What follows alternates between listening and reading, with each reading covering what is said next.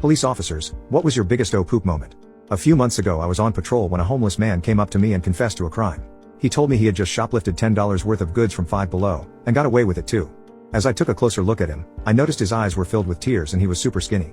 So I simply told him to return them, and suddenly he got really mad. He took the stolen items out of his pockets, threw them on the floor and stomped all over them while shouting arrest me, arrest me. But after I followed the usual crisis intervention procedure, he immediately calmed down and apologized, before walking into the dollar store.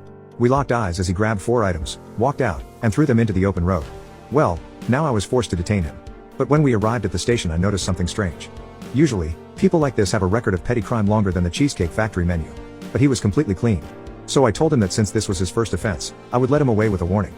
But instead of thanking me, he burst into tears and started begging me to lock him up. He told me he hadn't eaten in almost 3 days, and he was sick of not knowing where he was going to sleep each night. At least in prison, I can get 3 meals a day and a hot shower. He then smiled as if a grimy prison shower was something he'd been dreaming about for months.